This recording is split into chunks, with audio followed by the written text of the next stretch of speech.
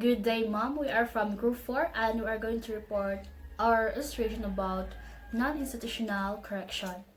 So first, let's talk about correction. So what is correction?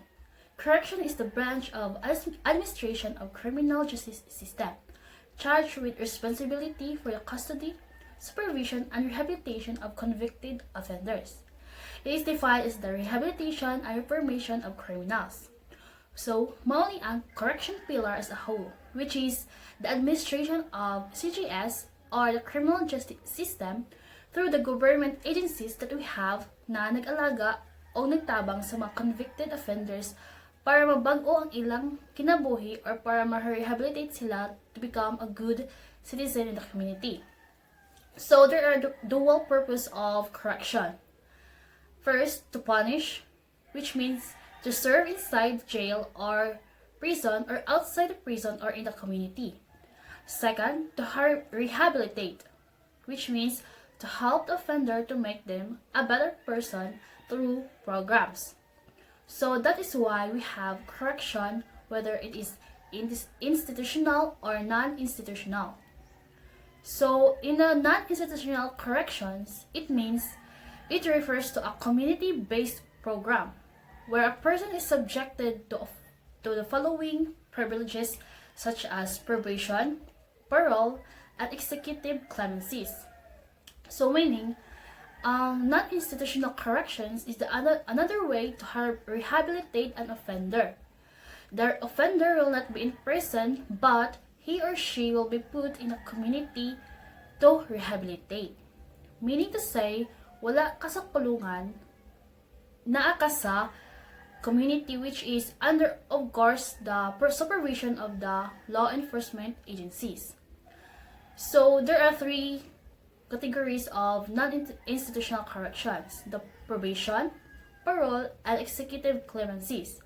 Mao ni ang mga klase sa gitawag nato na mga non-institutional correction or ways to rehabilitate an offender by doing or showing good behavior in the community. Provisions. A disposition under with a defendant after convictions and sentence is released subject to conditions imposed by the court and to supervisions of a probation officer. So it means the offender will giving a chance with a conditions to release in a society, to giving a chance to change. Then also, a privilege granted by the court to a person convicted of a criminal offense to remain in a community instead of actually going to prison or jail. Then, there are advantages of provisions, which are number one, the government spend much less when an offender is released on provisions than the offender be placed behind bars or jails or prison. Then the number two advantage is the offenders and the offender's family are spared the embarrassment and dishonor of imprisonment. So, in this advantage, they cannot embarrass the offenders to the society because they can put in a prison, in a jail. Then, the reason for a provision is privilege, which allow criminals to avoid prison or to be released from prison after serving only a portions of their sentence. So this is the reason why the prison give an or release from prison, because they serve an sentence. Then and the goals of provisions is to rehabilitate offenders and guide them back into a society while minimizing the likelihood that they will commit a crime or a new offense. So this is the goal, to rehabilitate the offenders or the crime breaker to make them to make them freedom to release and change with with their self. Then the provision in criminal law is a period of supervision over an offender ordered by the court instead of serving in a prison. So the criminal law were giving provisions to the offenders to, instead of serving with a prison, they release for conditions. Then the offenders of provisions is ordered to follow certain conditions set forth by the court, often under the provisions of a provision officer. Then during the period of provision, and the offenders faces the threat of being incarcerated if found breaking the rules set by the court or provision officers. So then lastly, provisions is one of the less restrictive penalties among the alternatives confronting as sentences of judge.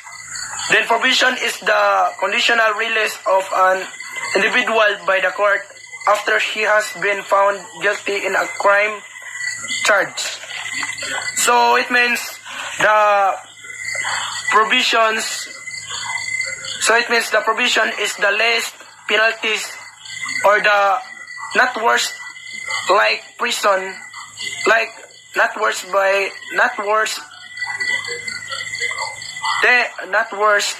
in a prison in committing crimes, because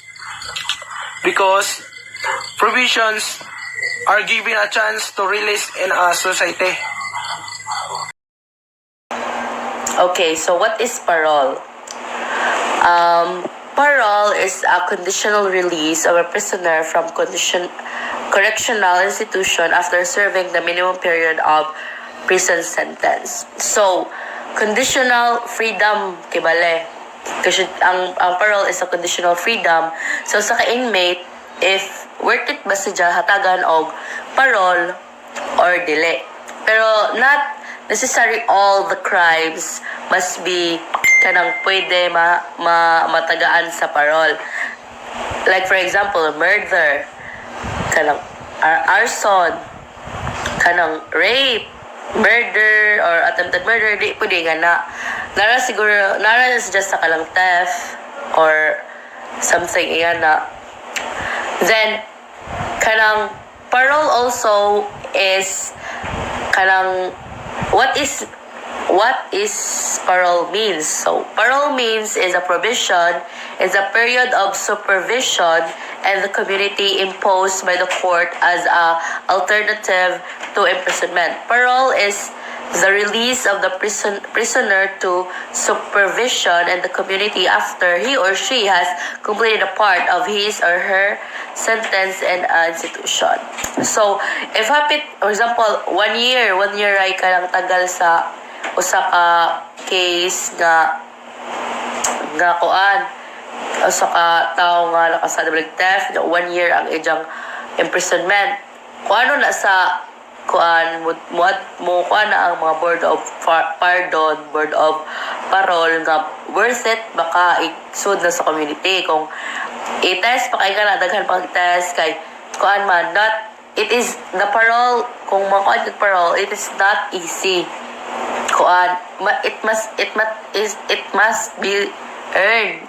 earned na siya kay kuan daghan pang test nga makuanan mo agi pa kag psychiatrist agi pa kag kanang psychological test gana and everything para mapatunayan jud nga kuan unsa may purpose sa parole are privilege which allow criminals to avoid prison or to be released from prison after serving only a portion of their sentence. The goal of provision and parole are to rehabilitate offenders and guide them back in society while minimizing the likelihood that they will commit a new offense. So, ang purpose sa parole is sa tanang kuan, ang purpose sa parole or goal sa parole are i-rehabilitate ang usa ka kuan prisoner. Kaya like for example, like for example, ang usa ka prisoner is kuan si Janay kanang mangulata si jagtao aw anak di balig gulata ni jo anak ay pero it doesn't mean nga ijay jud gikulata parang murag ko si radyo over ang adyo puli ang anak murag gipriso siguro kay ni something nila nga pamilya nga na then priso sa jaja gitagan jog 1 year nga sentence nga na then istadihan na sa kuan sa mga board of judges ang imong mga imong case, imong mga evidence kay gihatag sa court katong nagkuan pa mo. Then after nga na if ikaw man study nga mapatunayan nila na wa kay kuan di ka lisod cope up sa community then ila kang i-release but daghan plaging process. So what are the 3 types of parole? Today there are 3 types, basic types of parole, and it is mandatory, discretionary, and expeditionary. The parole is when an individual is liable by parole or goes before the parole board prior to their mandatory parole eligibility date.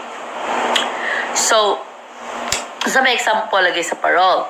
When a person gets out of a jail after committing a theft, for he still has to check and regularly with his probation officers and completely with certain requirements. This is an example of a time when he is on parole. Kita mo nga sa mga salita. Anong like for example, nag-theft ka, then suddenly tatagan yung parole. So under probation pa makaiga na, di pa kaingon nga kanang free ka jud. Ikuan pa ka sa imong provision officer, ikuan pa ka ni permis sa injo bisitaon ka, then bantayan ka if nagbag-o magajud ka kung naka sa community no. Kuan kanang what are the 2 types of parole condition? So unsa may mga 2 types of parole condition? There are 2 types of parole condition. First is the convicted and ethical. Muna siya. What is the difference between the offender on probation remains under court supervision and must adhere to strict rules throughout the probation term or risk going behind bars after all? Muna sa ang probation. Ang parole, it is a conditional release from prison and is overseen by the state's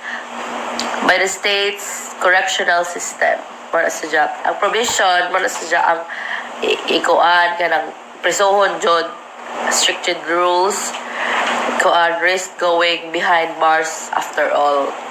Muna sa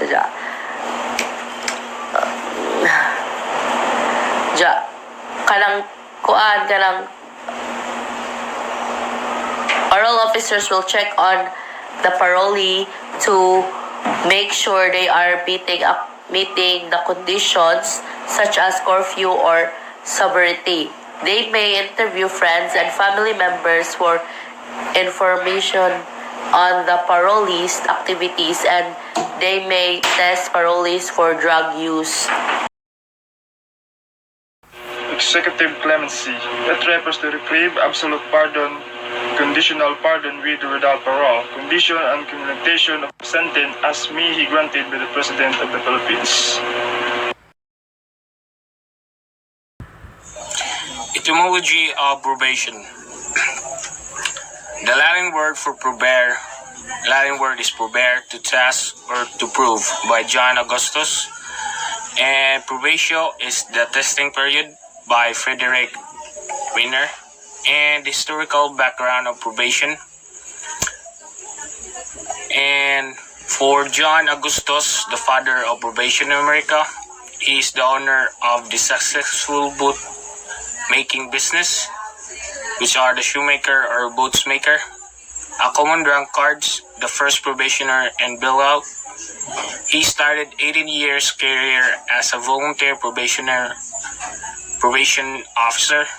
First applied the term probation, and 1,946 men and women billed by John Augustus, and only 10 of them forfeited their bond. Matthew Davenport Hill, the father of probation in England, a British lawyer and penologist, reforms in the treatment of criminals were enacted into law in England. He believed that crime could be prevented by reformation in prison, ending the convict's release on a showing of good behavior throughout his prison term and by life imprisonment of incorrigible without the possibility of parole. Teodoro C. Natividad, father probation in the Philippines, the first administrator of PPA, drafted the PD 968, which is the probation in our country. Anapulcom Commissioner, Congressman in Bulacan, father of probation in the Philippines, and the first Filipino Vice President of the United Nations Congress, Geneva, Switzerland, and the father of criminology in the Philippines as well. Purpose of provision: promote the correction and rehabilitation of an offender by providing him with individualized treatment. Provide an opportunity for the formation of a penitent offender. Prevent omission of offense. Ang investigation kay mo investiga ra man na og mo investiga ra man na largo og kung unsay masakupan, kung unsay makit-an dya, kung unsay information nga mahibaw-an nga kana nga case maunay himuan og decision.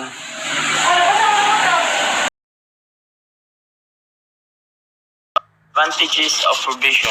1. Rehabilitation will be more effective as the convict will not expose to hardened criminals in prisons, who will only influence him to a life of a crime.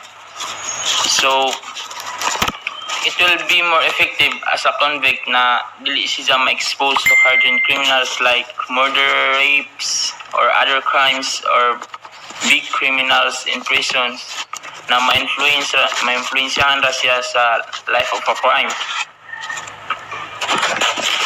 Second is the loss of incarceration will be eliminated, which is extremely beneficial, especially to a cash-strapped government.